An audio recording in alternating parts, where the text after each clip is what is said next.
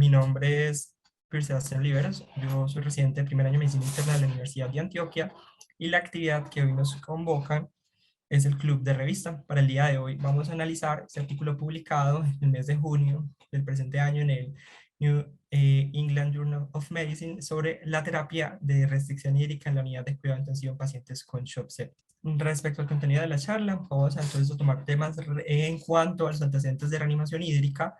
Presentar el artículo, lo analizaremos según la guía JAMA y daremos nuestras conclusiones. Entonces, iniciando, para nadie es un secreto que la sepsis es un síndrome clínico de gran relevancia en la unidad de cuidado intensivo, no solamente por su incidencia, sino también por la elevada mortalidad que puede acarrear en los estados pues, de choque séptico principalmente. Tanto es así que grupos de expertos se han reunido cada cuarto cierto número de años y han desarrollado estrategias en conjunto para poder determinar una guía que ha sido producto de estas discusiones para determinar cuáles son las mejores estrategias de manejo. Esas son las guías de sobreviviendo a la sepsis, que en su publicación desde 2016 se retoma la importancia de la reanimación hídrica como un pilar en el manejo de estos pacientes durante la primera hora de reconocimiento de la sepsis y el shock séptico, con la indicación de administrar un total de 30 mililitros por kilo de cristaloides si el paciente se encuentra hipotenso o tiene un lactato por encima de los 4 milimoles por litro. En la medida en que hemos reconocido que la sepsis y el shock séptico son estados en los cuales la respuesta hemodinámica varía, la administración hídrica ha sido un tema muy discutido en cuanto a cómo debería llevarse a cabo cada una de la administración de los volúmenes en esos pacientes, y es por esto que actualmente consideramos que los parámetros dinámicos, en consecuencia a reconocer que hasta el 50% de los pacientes en la primera hora y hasta no más del 25% de los pacientes en las 2 horas de inicio identificada de la sepsis van a responder a la terapia hídrica. Entonces, el reconocer qué pacientes van a responder o no dependerá de las estrategias que empleen parámetros dinámicos de respuesta a los fluidos, como los que ustedes pueden ver en esta diapositiva. De estos métodos de monitoreo, lo que se intenta evaluar es determinar cuál es la variabilidad de los volúmenes sistólicos y la variabilidad del gasto cardíaco. Pero dada la complejidad que puede acarrear de pronto necesitar unos dispositivos de monitoreo, la invasión del paciente, entre otras condiciones operativas, se han intentado buscar condiciones o otros métodos para la valoración del estado clínico hemodinámico del paciente. Esto retoma características como el llenado capilar, el score de moqueado a nivel de las rodillas y características bioquímicas como las tendencias del lactato y las saturaciones venosas centrales. A la par en la cual en los últimos años hemos visto cómo se ha incluido en el manejo de los pacientes con choque la valoración por ecocardiografía para determinación de los estados de volemia del paciente, para poder nosotros movilizarnos entre los estados entre un estado que sea factible de reanimación hídrica efectiva, evitando la congestión. Todo este rigor en la administración de líquidos surge a partir de reconocer el papel fundamental del glicocálice en la determinación de las presiones de filtración o de las fuerzas de filtración a lo largo de la microvasculatura. Y es por esto que nosotros intentamos evitar incrementar la lesión del glicocálice que ya trae por sí el proceso séptico, el proceso inflamatorio, para evitar, como ya más adelante lo mencionaremos, el pronóstico ominoso de estos pacientes cuando llegan a estados de congestión más avanzados, porque al terminar o a perder esta barrera del glicocálice, lo que nosotros hacemos es aumentar esa filtración y el líquido intravascular más fácilmente va a ser llevado a los espacios extravasculares, y de ahí que nosotros manifestemos, pues encontremos las manifestaciones de congestión sistémica en estos pacientes, que si bien nuestro objetivo en la administración de líquidos de shock séptico era evitar la hipoperfusión, podemos en determinadas circunstancias pasar al objetivo de congestión, pues al otro extremo de la congestión venosa. Y esto ya lo hemos visto, pues esas presunciones teóricas ya lo hemos visto plasmado en los ensayos clínicos que han determinado la efectividad de las terapias de monitoreo de los pacientes versus las terapias de administración de líquidos dirigidas a metas, como se propuso inicialmente en el protocolo de Rivers. Cuando el PROCESS, el ARISE y el PROMISE, los tres estudios principales que valoraron si o que intentaron replicar la estrategia de Rivers para la reanimación hídrica, pues la terapia dirigida a metas, se encontró que los pacientes en los cuales se seguían estos objetivos se administraban mayores cantidades de volumen de líquidos endovenosos, entre paréntesis, pues los cristaloides, y esto acarreaba una mayor mortalidad en comparación con aquellos pacientes en los cuales de pronto la cantidad de volumen administrada era menor. Esto fue mucho más marcado en el proceso, como ustedes lo pueden ver acá, en donde la tendencia de administrar líquidos era mucho mayor en la terapia pues dirigida a metas que en la terapia control que se administró. Y la mortalidad igualmente era mayor, alrededor del 5 o 6% mayor en este grupo que se le administraba líquidos a lo largo de la terapia dirigida por metas. ¿Sí? Es por esto que nosotros reconocemos que la reanimación hídrica no solamente, o bueno, que la administración de líquidos en la unidad de cuidado intensivo no solamente compromete el primer estado de la reanimación, sino que a través del acrónimo ROSE hemos podido determinar que existen otras etapas en las cuales nosotros tenemos que, debemos tener cautela en la administración de los líquidos endovenosos. Y estas son las etapas subsecuentes a las primeras horas de reanimación del paciente, que es donde se han postulado la mayoría de las intervenciones, como la administración de los líquidos de los 20 o 30 cc, pues que han cambiado actualmente a los 30 cc por kilo, la primera hora, según las guías de Sulpalme Sepsis, pasando a través de la O, que es la etapa de optimización, en donde lo que yo intento es mantener esa perfusión de órganos con el volumen de líquidos suficientes en ese paciente. Luego pasamos a una fase de estabilización, que sería la S, en donde ya se ha resuelto la posibilidad o se ha mitigado la posibilidad de disfunción orgánica en ese paciente y nos es posible retirar poco a poco los líquidos alcanzando los primeros balances negativos.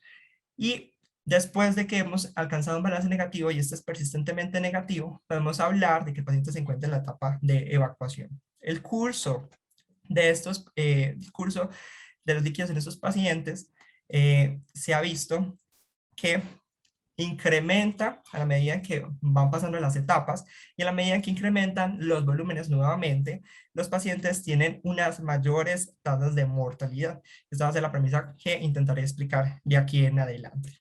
Entonces, lo que se busca evitar con el manejo restrictivo de los líquidos, o bueno, con el manejo cuidadoso de los líquidos de la unidad de cuidado intensivo, es este círculo vicioso entre la congestión y la isquemia.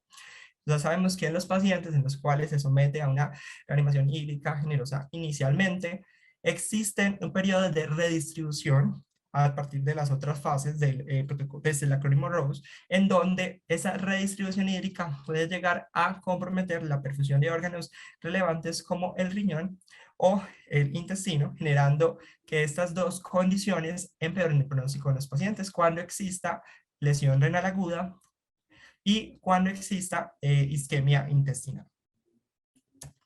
Entonces, nuevamente retomo acá de que los líquidos endovenosos tienen efectos adversos y sus efectos adversos, los que nosotros debemos conocer, no solamente son por el estado de congestión sistémica, sino también porque esa congestión sistémica pueda llevar a estados de hipoperfusión. Y esto lo reconocemos desde estudios tan antiguos como publicados en 2006, en donde se vio en este análisis de retrospectivo del estudio SOAP publicado en una cohorte pues, de unidades de cuidado intensivo europeas, en donde los balances hídricos acumulados por encima de 1 litro incrementaban al menos el 10% de mortalidad en la unidad de cuidado intensivo de estos pacientes. Posterior a este estudio, un grupo de investigadores que pues compartieron los estudios iniciales evaluaron retrospectivamente el ensayo clínico de estabilización de la vasopresina o el BAST en 778 pacientes con shock séptico. Estos investigadores distribuyeron los pacientes en 4 cuartiles. Los cuartiles se distribuyeron dependiendo del volumen que se le administró a cada uno de los grupos, siendo el cuartil 1 el cuartil en el cual los pacientes se encontraban secos y el cuartil 4 en el cual los pacientes se encontraban húmedos. Al evaluar cuál era la sobrevida de esos pacientes en la unidad de cuidado intensivo en un promedio pues, de 25 días de seguimiento, ustedes pueden ver acá, la línea oscura es la que representa el cuartil 4, que es la de los pacientes húmedos. La línea de estos pacientes se separa importantemente de las otras tres, lo que dio partida a establecer que los pacientes que se encontraban con mayores tasas de volumen acumulado al cuarto día principalmente, que fue cuando ellos hicieron los análisis, eh, eh, posteriormente ellos encuentran que tenían una peor sobrevida que aquellos pacientes que tenían unas administraciones o unos balances hídricos dentro de los cuartiles 1 y 2. Entonces, estos son estudios iniciales, pues no tan antiguos, pero que permitieron plantear estas premisas de que nosotros quizás en las unidades de cuidado intensivo deberíamos obtener balances acumulados negativos para mejorar la sobrevida de estos pacientes. Y es por ello que posterior a la publicación de este anterior estudio, aparece este grupo de autores en donde analizan nuevamente y establecen nuevamente cómo el balance hídrico positivo a partir del quinto o séptimo día incrementa la mortalidad y se comporta como un factor pronóstico negativo cuando se analizaron las dos cohortes entre pacientes que sobrevivían tras el shock séptico y pacientes que no sobrevivían pues, del shock séptico.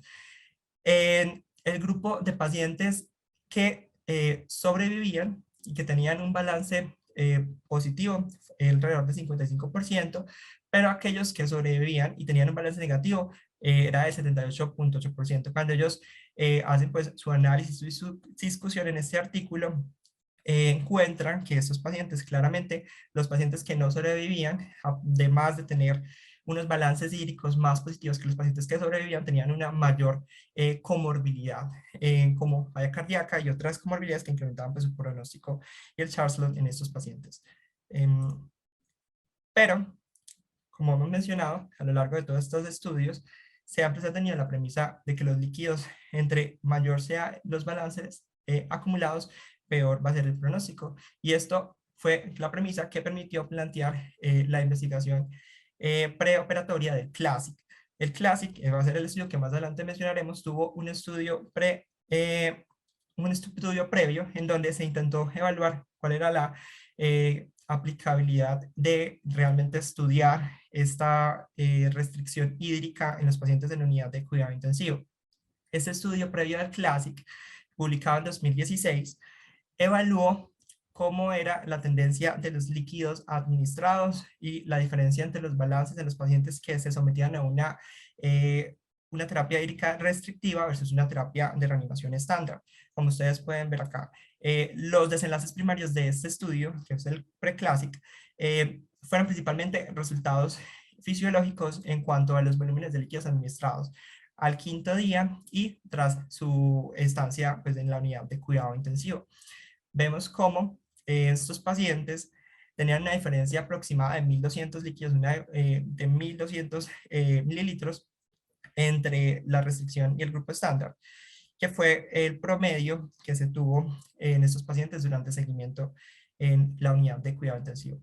Como ustedes pueden ver acá, ellos hicieron no como un análisis primario, sino como un análisis, bueno, como un desenlace secundario adicional, la evaluación de la sobrevida y las gráficas de sobrevida que ellos muestran en su publicación determinan que es posible que la terapia de restrictiva, como es la línea azul en esta gráfica, tenga una mayor sobrevida en comparación con la terapia estándar, que es la terapia de administración liberal de líquidos.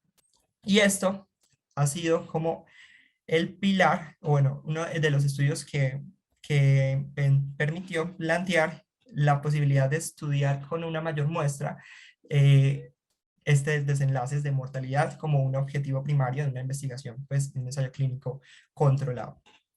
Entonces ustedes se preguntarán, si a este punto muchas de lo que hemos evaluado realmente no ha establecido una relevancia muy clara sobre la estrategia de reanimación hídrica en los pacientes con shock séptico, la estrategia de reanimación hídrica restrictiva en los pacientes con shock séptico, porque se seguiría evaluando a pesar de que no tenemos como claro si realmente funciona o no funciona, y es porque nosotros hemos evaluado, bueno, los investigadores en la unidad de cuidado intensivo han evaluado esta terapia en otras situaciones como el síndrome de estrés respiratorio. La terapia de restricción hídrica ha demostrado ser efectiva en esta situación para mejorar la sobrevida de los pacientes. Y esta es una revisión sistemática en donde recopila muchos de los ensayos clínicos con pues mejor metodología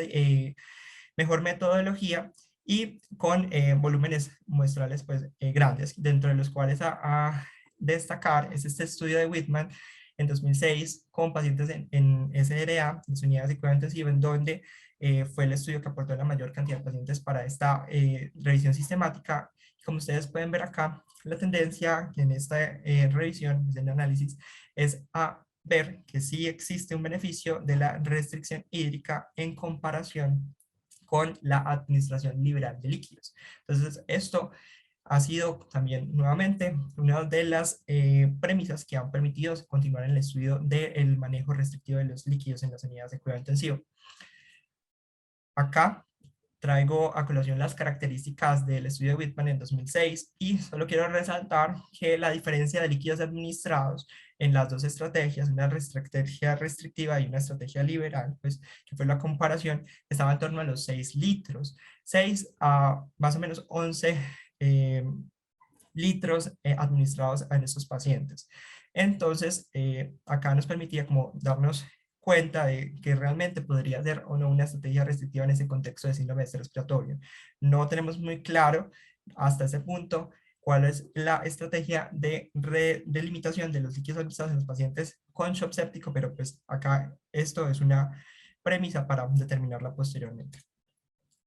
Años anteriores, hace 2 años, pues publicaron esta revisión sistemática recopilando estudios como el de HEROP, que fue el estudio que mencioné anteriormente, que fue el PRECLASSIC, que es el único ensayo clínico controlado, el único prospectivo que se ha podido recopilar, entre otros ensayos que ya son de carácter retrospectivo, que analizaron y retomaron todos estos pacientes que se les sometían terapias de restricción hídrica, comparación con la terapia liberal, pues, o la terapia eh, de administración liberal.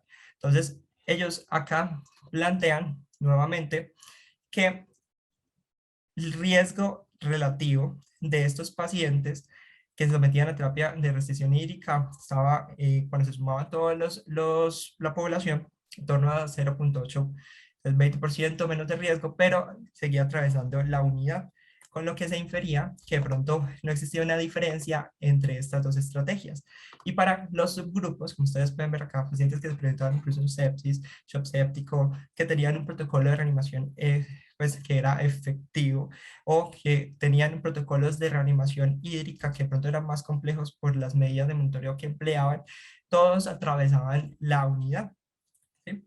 Y determinaron que a este punto, en 2020, no existía una diferencia marcada entre cada una de las dos estrategias. Después de esta revisión sistemática, pocos ensayos se han publicado al respecto, y es acá donde llega este estudio que es el CLASSIC. El estudio publicado hace un mes en el New England Journal of Medicine, en donde se intentó evaluar nuevamente esta terapia de restricción hídrica, y va a ser el estudio que discutiremos a continuación. Los conflictos de intereses de estos autores, como pueden ver, ellos mencionan acá que fueron pues que los fondos para el estudio fueron dados por Novo Nordisk, pero Novo Nordisk no intervino en ninguna de las fases de la investigación ni en la publicación. El estudio que se planteó en el CLASSIC fue un ensayo clínico controlado, aleatorizado, abierto, que se realizó entre noviembre del 2018 y noviembre del 2021 en 31 unidades de cuidado intensivo, con los países que ustedes pueden ver en la pantalla. Se evaluaron 2 brazos, una estrategia restrictiva y una estándar que ya mencionaremos. Los pacientes tuvieron una asignación aleatoria 1 a 1 a través de un sistema web. Esta asignación se hizo por bloques de 6 a 8 pacientes y se estratificaron según centro desde el cual se recolectaban los pacientes, y según la presencia o no de cáncer hematológico o cáncer en estadio metastásico. No hubo enmascaramiento por la condición abierta del estudio. Se le hizo un seguimiento hasta los 90 días en esos pacientes, pues de todo su curso en la unidad de cuidado intensivo, obteniendo la información pues, de los registros médicos y a través del contacto con familiares cuando ya estaban fuera de la unidad de cuidado intensivo. Los criterios de inclusión y exclusión que se tomaron en cuenta fueron los siguientes. Se incluyeron pacientes que tenían más de 18 años, que tenían shock séptico bajo las definiciones de sepsis 3, en donde la principal definición pues, que vieron que era más identificada era la presencia de un lactato por encima de 2 milimoles por litro. Y aquellos pacientes que cumplieron esas dos condiciones y habían recibido al menos 1 litro de líquidos endovenosos en las 24 horas previas se incluyeron. Se excluyeron todos aquellos pacientes que fueran encontrados tras 12 horas del tamizaje. Cada un paréntesis para mencionar de que en las unidades de cuidado intensivo que se incluyen en este estudio tenían estandarizado estrategias de tamizaje de estos pacientes para determinar si cumplían o no con los criterios de sepsis y shock séptico. Si el paciente se identificaba que su shock había iniciado más de 12 horas, cuando se hizo esta búsqueda de los pacientes, no se incluía en el estudio, ese fue el criterio realmente de exclusión. Aquellos pacientes que requirieran administración de hemoderivados porque cursaban con sangrados amenazantes, aquellos pacientes que requirieran administración de hídrica generosa, como aquellos que tenían quemaduras por encima del 10% de la superficie corporal total, y las pacientes embarazadas también fueron población excluida en estos estudios, en este estudio. Entonces, las dos estrategias que se realizaron fueron la restrictiva y la estándar. En la estrategia restrictiva, el objetivo era administrar líquidos solamente en 4 situaciones. La primera es la presencia de hipoperfusión severa, y esta se definió a través de los siguientes parámetros, cualquiera era válido. La presencia de un lactato mayor o igual a 4 milimoles por litro, de una presión arterial media de 50 milímetros de mercurio, pese a que tuviera el vaso activo, de un moteado peripatelar como un signo de valoración clínica por encima de 2 en una escala de 0 a 5, un gasto urinario menor a 0.1 mililitros kilo hora por 2 horas. ¿Sí? En caso de alguna de estas situaciones, los pacientes, o bueno, el clínico podía determinar la administración de líquidos endovenosos isotónicos, 250 a 500 mililitros, y repetir este bolo de líquidos dependiendo de la reevaluación que también estaba sujeta a lo que el clínico determinara y por el método que el clínico tuviera a disposición. La otra situación en la cual se podían administrar líquidos eran las pérdidas persistentes en caso de que los pacientes tuvieran drenajes o tuvieran diarrea o emesis o alguna otra situación que les hiciera perder más líquidos de lo normal. La tercera situación para analizar líquidos era para corregir deshidratación o corregir trastornos electrolíticos siempre y cuando la vía oral estuviera inhabilitada. Y la última situación era garantizar al menos 1 litro de líquidos al día en donde se incluyeran los medicamentos y la nutrición parenteral total en aquellos pacientes que nuevamente tuvieran una vía oral inhabilitada.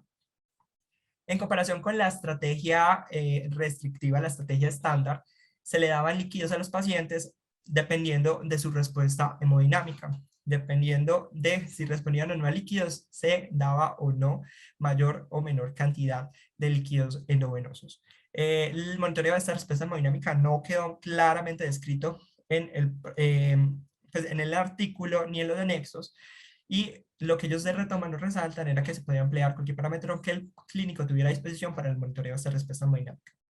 La otra situación para administrar líquidos en la estrategia liberal era corregir deshidratación, trastornos electrolíticos, y la última indicación era si la unidad de cuidado intensivo contaba ya de por sí con un protocolo en donde se recomendara la administración de líquidos endovenosos.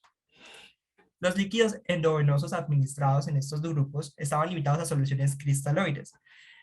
Podría ser solución salina, lactato o las otras soluciones balanceadas. No tuvieron pues alguna consideración al respecto. Otras intervenciones como la administración de albúmina, de antibióticos, el control del foco y la administración de vasoactivo quedaron a decisión del médico tratante y se tuvieron en cuenta que cumplieran con las recomendaciones de la guía de Surviving Sepsis en 2016. Siempre buscando estrategias restrictivas, ¿no? Según lo que se planteó en los protocolos inicialmente. Los desenlaces evaluados en este estudio tuvieron como desenlace primario la mortalidad a los 90 días. Esta mortalidad a 90 días se evaluó con una muestra estimada de 1.554 pacientes a partir de un 7% de reducción absoluta de riesgo de mortalidad a 90 días desde un basal de 45% que se obtuvo de estudios previos y de la literatura que se consultó por estos autores. Los errores tipo 1, 5% y tipo 2 del 20%, que fueron los errores usuales en estos ensayos clínicos. Y como desenlaces secundarios se evaluaron los efectos adversos graves, que principalmente eran eventos de isquemia, y dentro de esos eventos de isquemia, la lesión renal aguda, CADIGO 3. Otros efectos evaluados fueron los efectos adversos al cristaloide, los días vivos sin soporte vital, el número de días vivos fuera del hospital a los 90 días. Todos estos desenlaces secundarios se evaluaron con un análisis por intención a tratar, se comprobaron posteriormente con análisis por protocolo y se estratificaron por centro, cáncer hematológico y metastásico.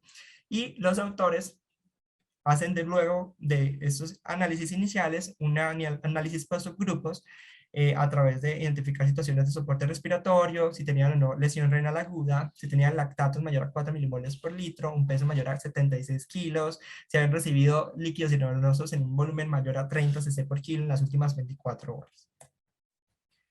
Entonces ya pasando esto, estos son los resultados que se obtuvieron. Los pacientes que ellos encontraron al hacer el tamizaje en las unidades de cuidado intensivo para ver quiénes cumplían los criterios de shock séptico fueron 2.223 pacientes, de los cuales solo 1.554 se llevaron a la aleatorización. De estos pacientes que se llevaron a la aleatorización, 770 pacientes se asignaron en el grupo restrictivo y 784 en el grupo estándar. Del grupo restrictivo, hubo solo 6 pacientes que fueron excluidos a los 90 días por situaciones como que no dieron el consentimiento informado o en los cuales simplemente no se pudo hacer el contacto a los 90 días del seguimiento, con lo cual se obtuvieron solo 764 pacientes en el análisis primario de estos pacientes. Luego, en el grupo estándar, se tuvieron 784 pacientes, de los cuales 3 pacientes se excluyeron por las mismas situaciones, dejando solo 781 pacientes para el análisis primario. Esta es la tabla 1 de las características de los pacientes en cada uno de los dos grupos. Como ustedes pueden observar, realmente no hay una diferencia muy marcada en los puntos porcentuales que se determinaron para estas características, a diferencia de más adelante, en la otra pedazo de la tabla, que sí hay una diferencia, pero yo quiero acá hacer énfasis en la edad de esta población, que está con una edad alrededor de los 70 años, 10 años mayores a lo que se solía encontrar en los estudios previos, y una distribución de enfermedades coexistentes importante para las enfermedades oncomatológicas, que no es de pronto lo más frecuentemente encontrado como o descrito en estudios previos. Dos condiciones importantes a recalcar de las comorbilidades en aquellos pacientes con falla cardíaca, porque recordemos que la administración de líquidos siempre tenemos como cautela para hacer en los pacientes con falla cardíaca. Entonces acá estuvo en torno a el 15 y al 19% en el grupo restrictivo y en el grupo estándar. Y en los pacientes, otra característica que se analizó fue la hipertensión crónica, que también es importante para determinar pues algunas estrategias de presiones arteriales metas en el paciente con shock séptico. Y otra característica a recalcar acá era un importante volumen de pacientes que eran obtenidos a través de las unidades perioperatorias. Entonces vemos que está en torno al 20%. Ustedes pueden ver en esta tabla.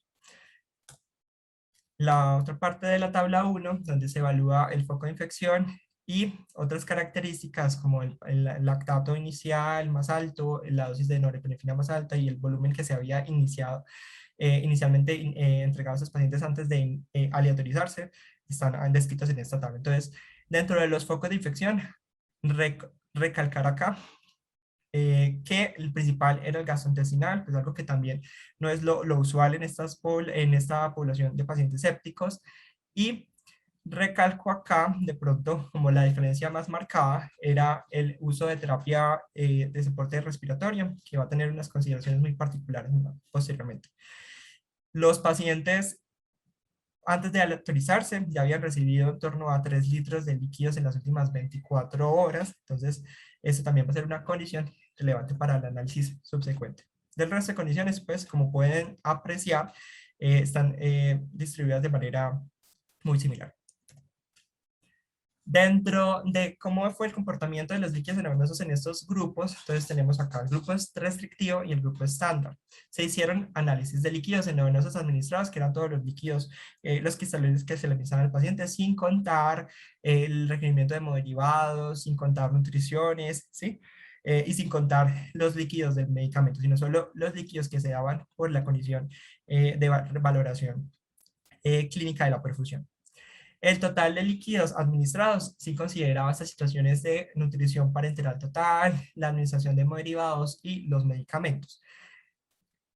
Entonces, como ustedes pueden ver acá, los líquidos endovenosos administrados al primer día, en cada uno de los dos grupos la diferencia fue en torno a los 800 cc. Cuando llegábamos al quinto día, estaba una diferencia promedio de 1500 cc y al terminar, casi en los 90 días, la diferencia de líquidos endovenosos administrados estaba en torno a los 1860 cc. Total de líquidos, nuevamente, al primer día, el total de líquidos administrados, la diferencia fue de 755, al quinto día de 1500 aproximadamente, y al día 90, la diferencia promedio fue de los 3 litros entre cada uno de los grupos, alcanzando en el grupo restrictivo un balance, pues, perdón, un total de líquidos administrados de 20.307 mililitros y en el grupo estándar de 23.470. ¿Sí? Acá es importante recalcar que dentro del grupo restrictivo hubo, bueno, en ambos grupos hubo descontinuación del protocolo o agresiones a este protocolo en el 10% de los pacientes y en el grupo estándar en el 6.5%, en los cuales no se pudo continuar con las estrategias de terapia descritas. Otra de las características que se evaluaron fueron los balances hídricos acumulados en estos dos grupos. El de la grupo entre restrictivo, como ustedes pueden ver acá, la diferencia a los 5 días de balance hídrico acumulado eran de 744 mililitros y a los 90 días la diferencia también estaba en torno a los 723 mililitros. Entonces, estos fueron las diferencias en el comportamiento de los líquidos de estos pacientes.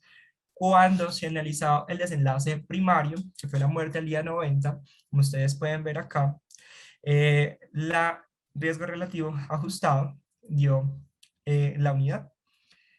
Y como ustedes se pueden apreciar en la gráfica de sobrevida que se le hizo a estos pacientes a lo largo de los 90 días de seguimiento, los dos brazos no tuvieron una separación importante, lo que les permitió concluir para este desenlace primario que no existía un beneficio adicional de la terapia restrictiva sobre la terapia estándar, pero que ya más adelante mencionaremos.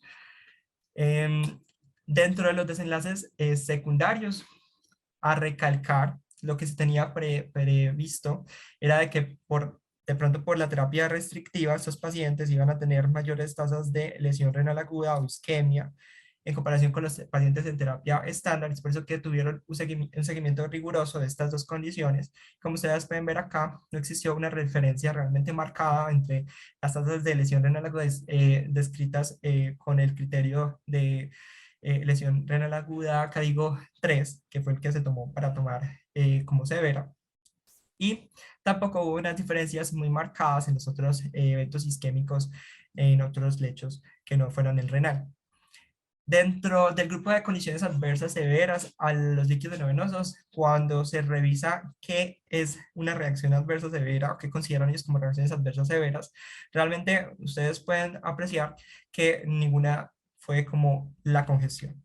Y dentro de los desenlaces secundarios, quizás en esta tabla de desenlaces secundarios y en las otras tablas que se publicaron en los anexos en esos pacientes, pues en este grupo evaluado no se habló de los eventos de congestión, que también va a tener relevancia en el análisis que hagamos subsecuentemente. Algo también a resaltar acá pues fueron los números de días vivos por fuera del hospital, en donde las diferencias en torno al paciente con restrictivo y el paciente con terapia estándar, que es la segunda columna, está en torno a los 12 días aproximadamente para este grupo poblacional en particular. El análisis primario de la muerte a los 90 días tuvo también un análisis por subgrupos. Dentro de los subgrupos se encontró que al hacer el análisis, como lo que había mencionado, existió una, digamos, tendencia a favorecer la terapia restrictiva en el grupo con terapia respiratoria, en donde pueden ver acá como el riesgo, pues la diferencia absoluta favorece la intervención restrictiva, ¿sí? Esto es muy importante, nosotros tengamos en cuenta porque como mencioné previamente, los pacientes que tienen terapia respiratoria podrían ser pacientes que cursaran con SRA y como tal, ya esos pacientes con SRA podemos determinar que tienen un beneficio de las terapias restrictivas. Otro análisis que se puede obtener pues tras la lectura de estos subgrupos es ese grupo de pacientes en los cuales la terapia hídrica antes de la aleatorización era menor de los 30 cc por kilo de peso corporal, en donde pues claramente a los pacientes que tenían menos de 30 cc por kilo, la terapia que les favorecía era la terapia estándar, la de administrarle más líquidos endovenosos a estos pacientes. Del resto de análisis por subgrupos vemos que no hay una tendencia muy clara y muchos de estos, bueno, realmente todos atraviesan la unidad, lo cual no hay una diferencia esta vez, relevante en los desenlaces. La discusión que toman estos pacientes, estos autores respecto a lo que se pudo obtener de resultados, primero resaltando sus ventajas, es que este fue un ensayo clínico en donde se tomaron múltiples centros y se pudo obtener, digamos, un mayor volumen de muestra para poder aclarar los desenlaces previos que se habían determinado con el estudio de Preclásico, ¿sí? En donde la muestra no fue superior a los 150 pacientes. En este grupo, pues una muestra de 700, pues en cada uno de los brazos tenía mayor volumen de pacientes para poder determinar un poder en ese desenlace primario. Las desventajas que ellos reconocen fueron las violaciones del protocolo y que existió una pobre definición de las cointervenciones, además de que no se tuvieron en cuenta parámetros de situación hemodinámica para garantizar que existía una fiabilidad del seguimiento de esos pacientes y de la pertinencia de la administración de líquidos endovenosos. Y otra desventaja fue que existió una similitud en los balances acumulados, lo que permitiría a nosotros plantearnos si realmente se aplicó una estrategia restrictiva de líquidos en estos pacientes, ¿sí? Y si realmente se aplicó esta estrategia restrictiva, ¿cuál fue el momento en el cual existió, o bueno, cuál es el momento en el cual puede existir un mejor beneficio de esta terapia, si en las primeras 24 horas o luego de estas 24 horas? Entonces, ya habiendo retomado esos puntos del ensayo, vamos a hacer nuestro análisis crítico de la literatura, donde tenemos nuevamente los tres grupos de preguntas que van en torno a la gravedad del sesgo, los resultados y si son aplicables a la práctica clínica. Empezando con la gravedad del sesgo, entonces acá debemos respondernos si los pacientes fueron aleatorizados en este grupo, pues de pacientes si hubo una aleatorización y luego de la aleatorización debemos determinar cómo fue la asignación. En este ensayo, la asignación fue oculta a través de lo que sí es estratificada por centro de enfermedad oncológica, por lo cual acá tendría como una puntuación positiva en estas dos preguntas. Luego viene la pregunta de si los grupos fueron similares en relación con factores pronósticos, y acá recalco que la diferencia mayor a 3 puntos porcentuales entre cada uno de los grupos realmente fue la utilidad, bueno, el uso de soporte respiratorio, que fue mayor en el grupo restrictivo.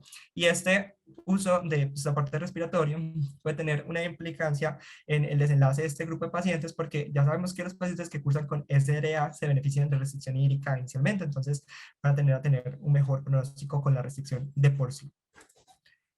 La siguiente pregunta es si hubo cegamiento en esta población, pues en este ensayo clínico, y debemos decir pues que no, y fue por las limitaciones éticas. Ya además de esto, conocíamos que el protocolo se planteó como un ensayo clínico abierto, ¿no? En donde ya el investigador y pues todo el mundo conocía cuál era la intervención que se estaba aplicando al paciente realmente. Esto no es algo que nos alerte, porque muchos de los ensayos clínicos realmente en las unidades de cuidado intensivo son de este tipo, ensayos abiertos.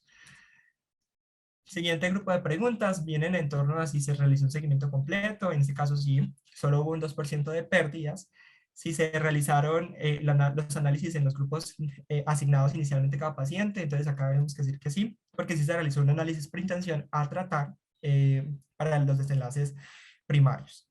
Si hubo detención temprana en el estudio, acá pues no hubo detención temprana porque se alcanzó el tamaño muestral propuesto eh, para el desenlace primario.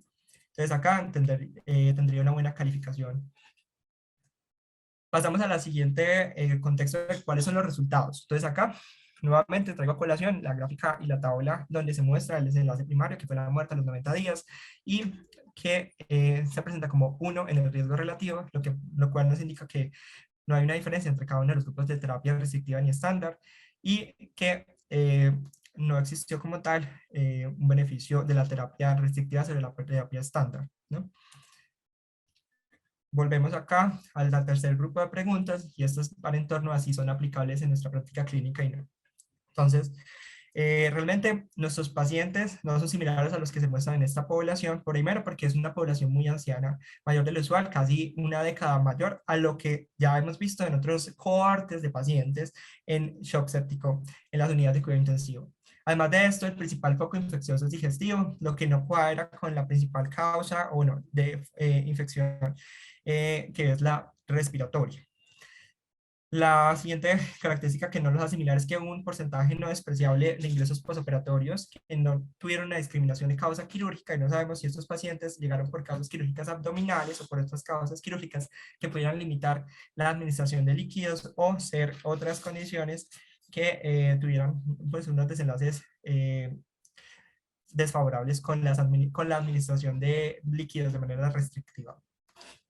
Además de esto, existe una importante representatividad de enfermedades oncohematológicas, lo que nos permitiría aludir a un posible sesgo de referencia en este estudio. Entonces, para esta pregunta, la respuesta va a ser un no, no son pacientes similares a nuestra práctica clínica. Además de esto, cuando se analiza la segunda pregunta de desenlaces importantes, hay que dejar claro que no se hablaron de los casos de congestión por líquidos endovenosos en las estrategias restrictivas ni en la estrategia liberal. Y esto, cuando no se muestra, nos permite plantear, bueno, pues me permitió plantear la posibilidad de que en el grupo liberal se alcanzaran tasas de uso de diuréticos elevadas, por lo cual se alcanzaban los balances totales similares al grupo restrictivo, porque como ustedes pueden ver ahí, los balances hídricos acumulados, realmente no hubo una diferencia mayor a los 800 cc, en comparación con estudios previos en donde las diferencias estaban mayores a los 2.000 litros, 6.000 litros para el grupo con SDRA. Pues. Entonces, esto tiene importancias en cuanto a que también no sabemos hasta qué punto puede ser tomado en cuenta una estrategia restrictiva, ¿no? Si se aplicó o no una estrategia restrictiva en este estudio como tal, cuál fue la estrategia restrictiva y cuál es la que nosotros deberíamos aplicar en nuestra práctica clínica. Y dado que no hubo un beneficio demostrado, pues no hay un beneficio que supere riesgos ni costos. En conclusión, la primera conclusión que hago acá es una pregunta de que nosotros nos debemos hacer pues, en las unidades de cuidado intensivo, es ¿qué es realmente una estrategia hídrica restrictiva? Si estamos ya inconscientemente aplicando una limitación de la administración de líquidos endovenosos en nuestros pacientes, porque ya conocemos a lo largo de los años de que estos pacientes con mayor líquido administrado o balances hídricos acumulados positivos tienen peores desenlaces, entonces nosotros estamos ya limitando la administración de líquidos endovenosos para ambos grupos, o cuál va a ser el tiempo más prudente para poder hacer esta restricción. Si en las primeras 24 horas, si vamos a hacer en los primeros 7 días o en las siguientes 2 semanas. Son interrogantes que aún no tienen una respuesta muy clara y con este estudio tampoco se obtiene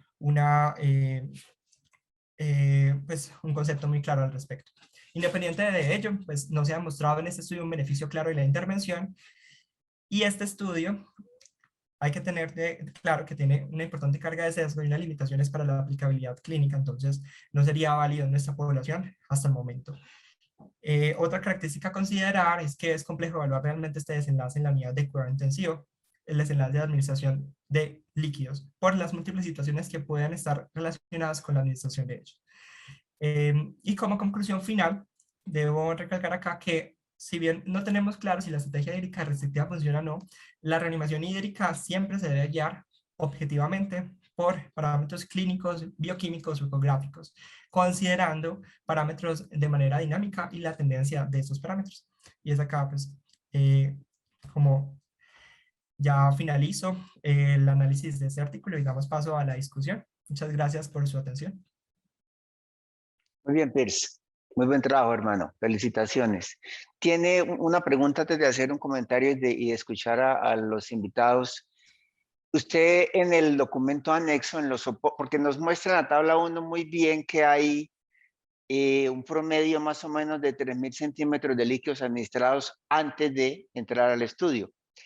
Y hay un tiempo de unas 2 o 3 horas, creo, no recuerdo, entre la admisión del paciente a UCI y la aleatorización. Pero es importante saber el tiempo de atención que tuvieron estos pacientes antes de ingresar a la UCI. Eso no aparece en los documentos anexos, Pierce.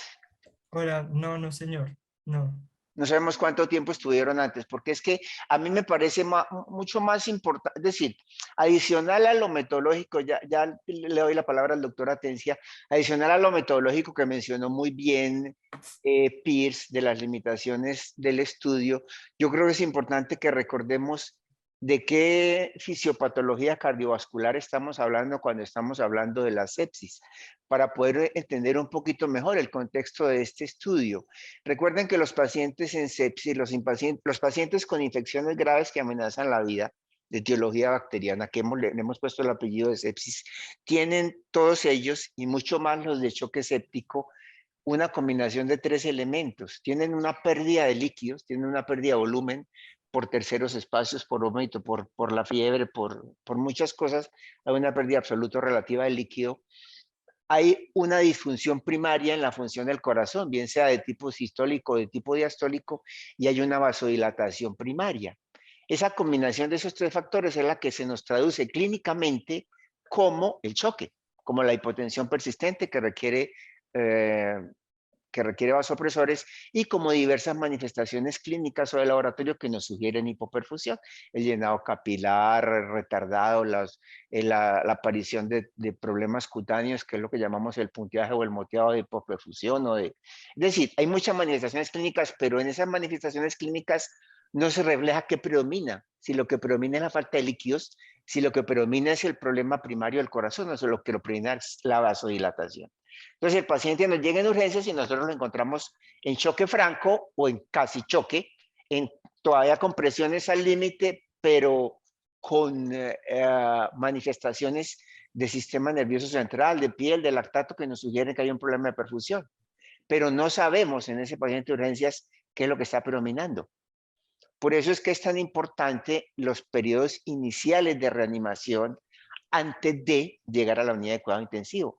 En la vida real, y aún en los experimentos clínicos más acuciosos, y yo creo que por acá está Oscar, que nos puede contar la experiencia del estudio chileno del llenado capilar, aún en los estudios más acuciosos es prácticamente imposible que un paciente llegue desde urgencias, que es donde tenemos el 70% de los casos de sepsis, llegue de urgencias a la UCI en menos de 6 horas. Eso es, en la vida real es imposible. Entonces, las primeras horas de reanimación son las más importantes y ahí es donde estamos a ciegas. Ahí es donde estamos a ciegas porque no sabemos si este es el paciente a quienes le faltan más líquidos y va a responder más a los líquidos, o si este es el paciente que va a necesitar más soporte cardíaco, más función sistólica o diastólica, o es simplemente quien va a necesitar más vasopresión. Entonces, en este estudio en particular, además de todo lo que nos mencionó Pierce, además del problema de que realmente aquí no parece haber una diferencia grande en líquidos, realmente no parece estar presente la restricción, estamos, pienso yo, en el sitio inadecuado para hacer el adecuado, en el sitio incorrecto para hacer el ejercicio de saber cómo manejamos los líquidos. Porque es que ya en la UCI, después de 3.000 centímetros de líquidos, ya se hizo lo que se tenía que hacer, bien o mal. El efecto que podemos lograr de aquí en adelante es muy poco. Y acá en UCI, si ustedes ven los criterios de inclusión, ponga por favor los criterios de inclusión, perdón, los criterios de inclusión, no, los criterios para manejar la restricción versus no restricción. Miren que hay elementos de esta estrategia restrictiva que no son, es decir, el lactato, el motivado peripatelar, el gasto urinario, son igual que el balance acumulado de líquidos, un mix de cosas. Aquí, con un lactato aumentado, ya podemos tener disfunción hepática, ya podemos tener problemas mitocondriales, ya podemos tener exceso en la producción, disminución en la depuración, no necesariamente falta de volumen.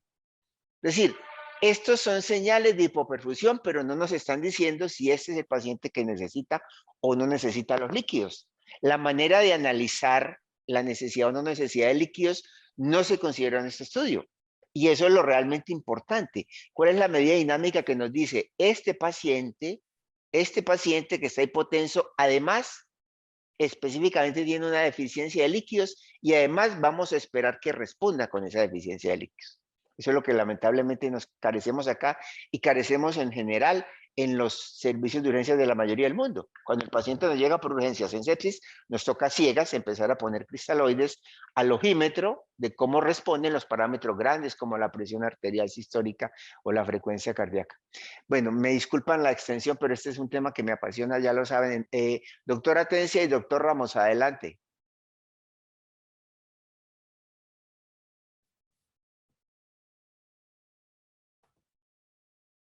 Carlos no estaba por acá. ¿Qué se me hizo Carlos Atencia? Hola, buenos días a todos. Oscar, adelante. ¿Qué más, profe? ¿Cómo está?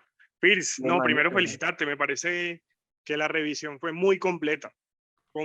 Y pues de acuerdo con usted, profe, y todos sabemos lo que le apasiona a usted la sepsis, pero a uno lo que le queda el sinsabor inicial es esos criterios que están ahí de estrategia restrictiva. Hoy en día sabemos que el lactato no es un indicador de respuesta a volumen o no, ¿sí? Y lo que usted comentaba del estudio Andrómeda de los chilenos, de que compararon qué terapia de reanimación en la unidad de cuidados intensivos en choque séptico era mejor para guiar la respuesta, ya sea a vasopresores o a volumen, a líquidos. Y nos dimos cuenta en ese estudio de que mirando un llenado capilar, que el corte era de 3 segundos, era mucho mejor reanimar los guiados por el llenado capilar que por el lactato, por lo que usted decía. No todas las hiperlactatemias terminan siendo por hipoperfusión, ¿cierto? Porque puede haber lesión hepática, puede haber compromiso asociado si utilizamos, por ejemplo, adrenalina, que es un gran problema de la adrenalina, la hiperlactatemia, que no necesariamente tiene que ver con la hipoperfusión, sino por medicamentos. Lo otro que uno veía también en estudios previos, lo del gasto urinario. Hay estudios como de 2011, 2012 que hicieron un estudio grande en Europa de qué hacían en la UCI para colocar líquido, en qué momento yo me decía colocarle un volumen de líquido.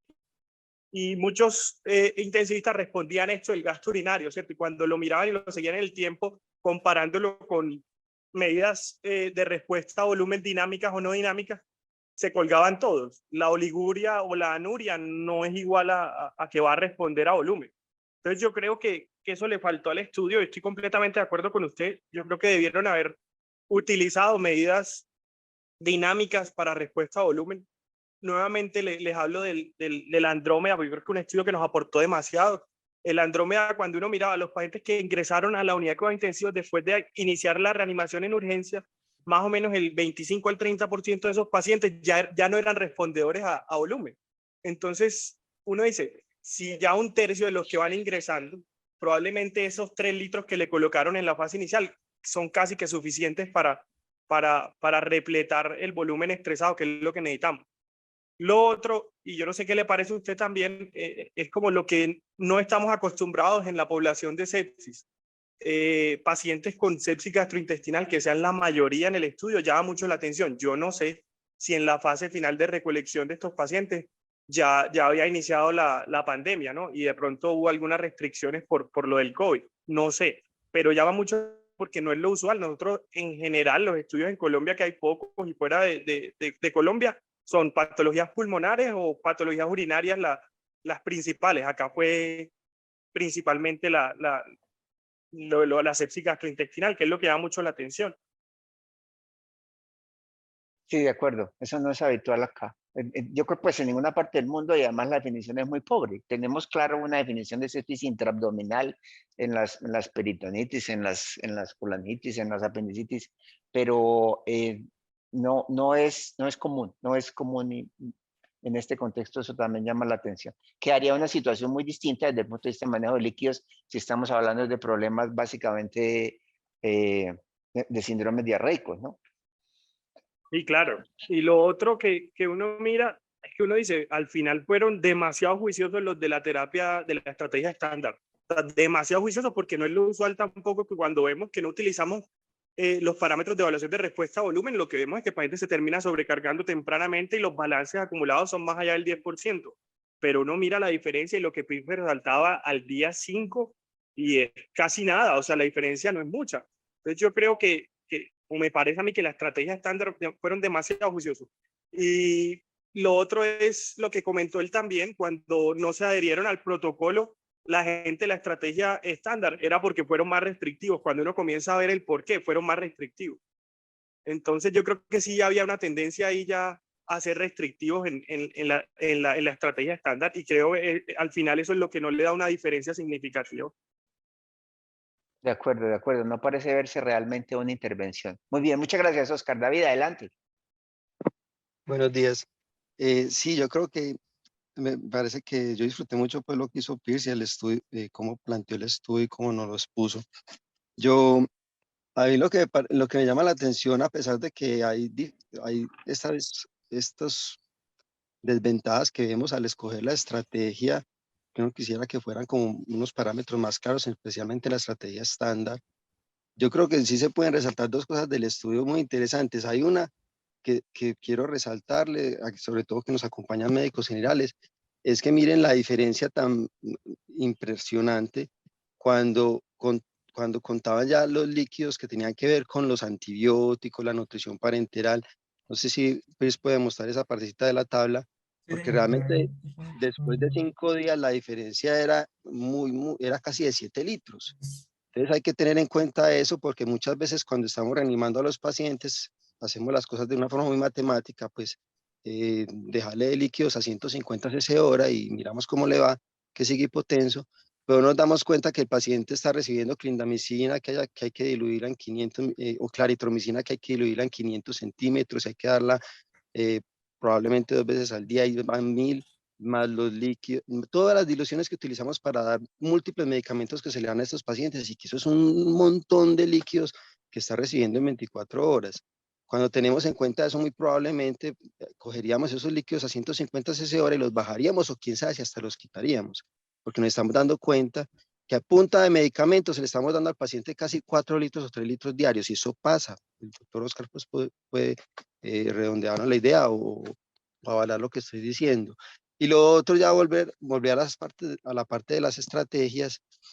Yo lo que leo de las estrategias y quiero plantear un escenario que vimos en el paciente con COVID. Eso lo vi yo muy frecuentemente cuando me tocó ir a cuidados intensivos, pero el profe Oscar tiene mucha más experiencia en esto.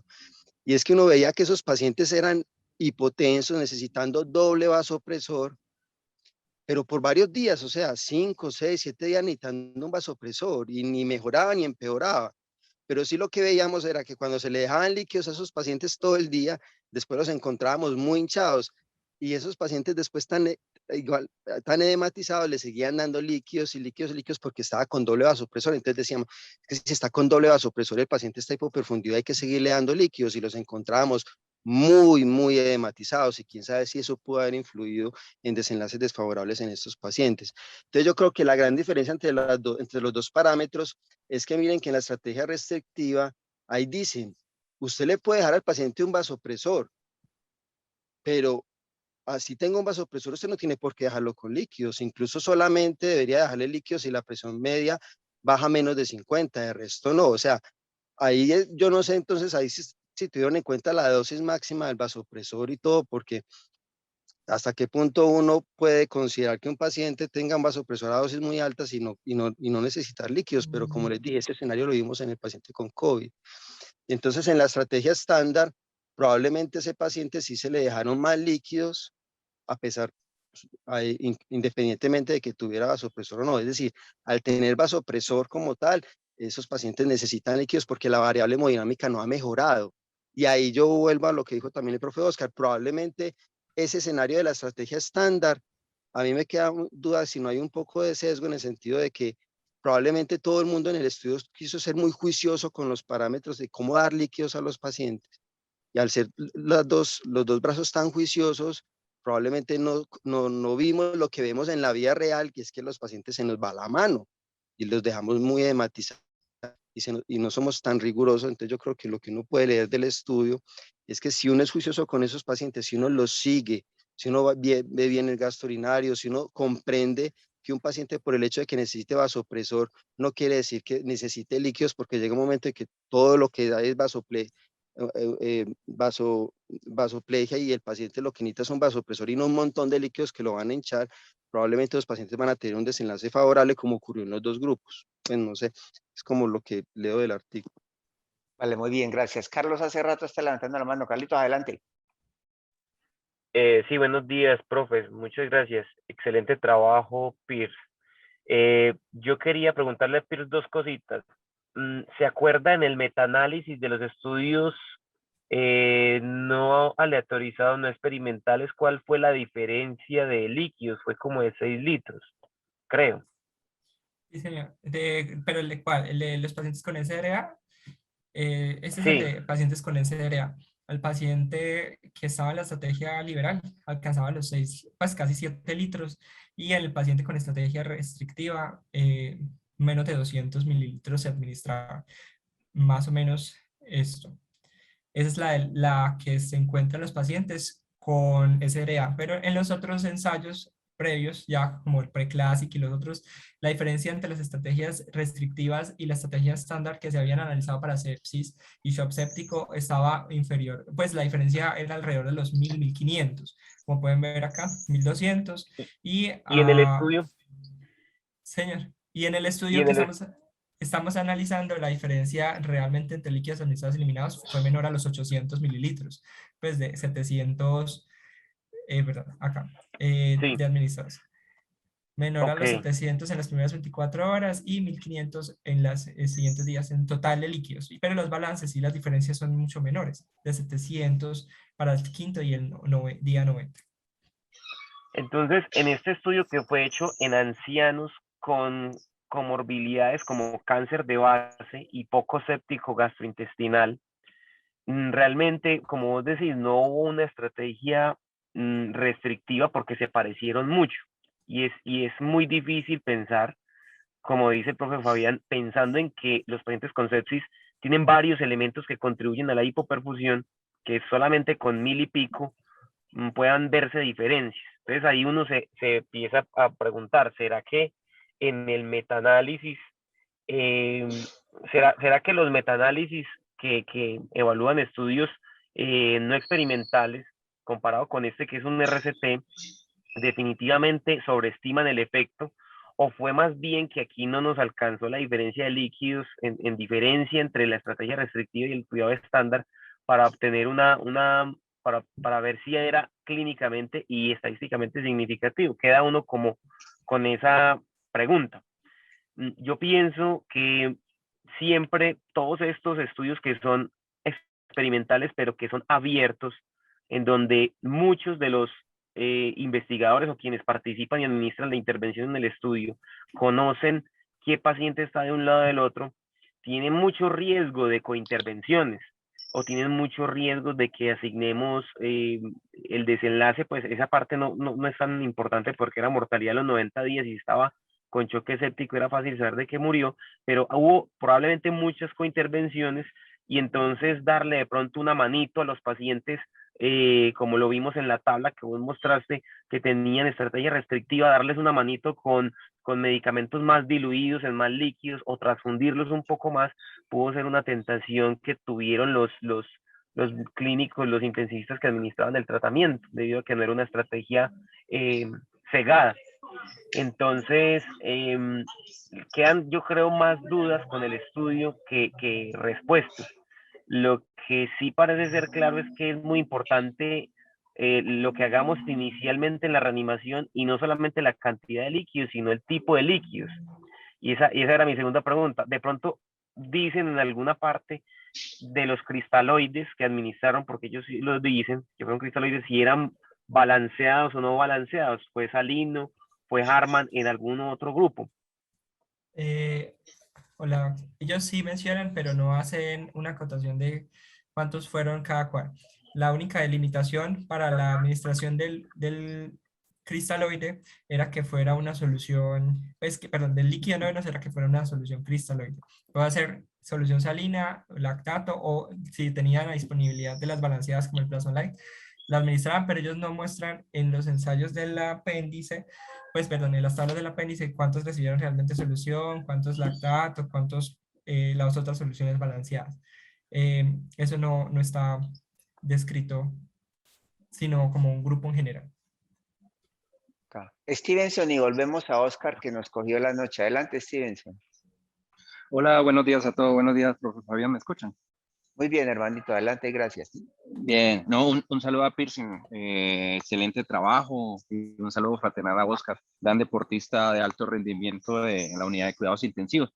En estos estudios hay que tener dos cosas en cuenta. Yo creo que estos estudios caen un poquito cuando entramos en enfermedades que son de múltiples etiologías, que son muy dinámicas y que la intentamos todas cortar bajo la misma línea. Con estos estudios intentamos responder tres preguntas: ¿cuánto, con qué y hasta cuándo? ¿Cuándo es lo que no nos dice el estudio? ¿Cuándo se responde mejor a líquidos? ¿En qué patología? ¿En qué llegó la sepsis? Si es pulmonar, gastrointestinal. ¿En qué momento es que responde mal las primeras 24 horas? ¿Hasta cuándo detenemos los líquidos? Y tampoco no nos responde una pregunta muy importante: ¿hasta cuándo? Como sabemos que la sepsis es una patología dinámica, no podemos a todo el mundo darle los mismos 3.000 de líquidos al día 14 y todavía con los mismos 3.000 de líquidos, porque sabemos que su evolución va a terminar va a redistribuir, y ahí es donde puede impactar en la mortalidad. Lamentablemente el estudio es muy bonito. Yo creo que el estudio, además de que nos sigue demostrando que el lactato como único marcador de respuesta en sepsis y de respuesta a líquidos no va, que debemos buscar marcadores más totales, o sea, una respuesta general para ver si le falta o no líquidos, que nos sigue demostrando eso. También debe incentivar es la realización del estudio individuales, ver si de verdad a los pacientes con patologías pulmonares, con sepsis ocasionadas por patologías pulmonares, responden sí o no, en qué momento responden mal los líquidos, y los que vienen con ventilación invasiva responden sí o no. O sea, hasta que no tengamos estudios individuales no podemos tener una definición exacta. Ya cuando lo queremos colocar como un todo, en esto los análisis van a flaquear en todo sentido. Entonces, no, muy buen trabajo, pero yo creo que esto anima más a entender la sepsis como un proceso dinámico, a volver individual los pacientes día tras día. El paciente de sepsis en la mañana es diferente al de la tarde, es diferente al de la noche. Yo creo que eso puede ser un gran error en cuidados intensivos, intentar de colocarlos todos en una receta de cocina para una respuesta en general. Eso era el aporte, ¿no? Y buen trabajo. Un saludo para todos. De acuerdo, muy bien. Oscar. No, profe, dos cositas. La primera es que completamente de acuerdo cuando mencionaron de que los líquidos de mantenimiento no van. Y es verdad, uno en la UCI saca cuenta de con lo que se diluye los antibióticos, con lo que se pasa de nutrición enteral en que tenga nutrición enteral, más el resto de medicamentos, y eso le da unos líquidos de mantenimiento. Yo creería que en sepsis y en el contexto de la unidad con intensivos, antes de pensar líquidos de mantenimiento, la respuesta que hay que tener es si tu paciente es respondedor o no es respondedor a volúmenes. Es lo primero. Y si no es respondedor, el paciente no va a necesitar líquidos de mantenimiento, a menos de que no tenga nutrición enteral, a menos de que tengas que reponerle iones, a menos de que tengas que reponerle pérdidas, en el caso de este grupo de pacientes que la mayoría eran por sepsis gastrointestinal. Pero los líquidos de mantenimiento yo creo que hacen mucho más daño, y lo que comentaron también, perduran en el tiempo y los dejamos ahí y no los quitamos, ¿cierto? Que muchas veces no los tenemos en cuenta como que son medicamentos y que también son deleterios. Y lo otro es que hay ya publicaciones previas en las cuales uno miraba como qué intervención temprana tenía más impacto en la mortalidad del paciente con sepsis o choque séptico, y uno mira que dejan solamente el grupo del momento en que le coloca los líquidos versus colocarle el antibiótico adecuado o colocarle el soporte vasopresor temprano. Parece que el que tiene menos impacto es los líquidos. Entonces yo creo que también esa suma de otras intervenciones van a llevar al paciente de que le vaya mejor o no. No más. Exacto, buen punto. Eso también lo investigamos acá. Nosotros también encontramos que el inicio de los antibióticos en las primeras 3 horas parecía tener una mejor respuesta desde el punto de vista de la supervivencia. Es un aspecto clave porque aquí hay unos comentarios, hay unas preguntas. Es cómo sabemos eso, esa pregunta del millón que mencionaban Stevenson y Oscar. ¿Cómo sabemos el paciente que llega en urgencias? ¿Qué es lo que realmente está predominando en él? Y eso es lo que lamentablemente todavía tenemos muy pobremente definido. La ecografía, confiamos mucho en la ecografía en un tiempo con el asunto del diámetro de la cava y su respuesta a los líquidos, que hemos visto que todas las medidas posibles parece ser la menos exacta para determinar realmente la respuesta a volumen. La ecocardiografía convencional común y corriente que pudiésemos manejar en urgencias tampoco nos da una información suficiente para saber exactamente cuál es el paciente en quien los líquidos nos van a ayudar. Lo que parece tener más utilidad, pero nuevamente eso requiere ya medidas específicas no invasivas del aumento del gasto, es la prueba de elevación de miembros inferiores para ver con una especie de bolo endógeno, mirar qué tanto se mejora el gasto, qué tanto se mejora el índice cardíaco, pero esas son herramientas con las que no contamos adecuadamente en urgencias. Entonces, hasta ahora, lamentablemente, seguimos muy a ciegas con criterios puramente clínicos, a ver cuál es el paciente en quien en urgencias necesitamos ser o muy generosos o relativamente generosos con los líquidos, o más bien empezar probablemente de una manera mucho más temprana los vasopresores. Ese quizás es el punto que yo creería que deberíamos reforzar, y es la investigación acerca de cuál es la herramienta que en urgencias es capaz de decirnos con más tranquilidad cuál es el paciente en quien la falta de líquidos, es decir, orientar realmente cuál es el paciente en quien con el soporte de líquidos temprano podemos lograr respuestas mucho más inmediatas en la reanimación hídrica. Bueno, nos cogió la noche, qué pena, ya se nos fue la mitad de los participantes, pero creo que fue una reunión bien interesante y bien productiva. Muchísimas gracias, Pierce, por su presentación, y muchísimas gracias a todos los colegas que intervinieron. Feliz día para todos.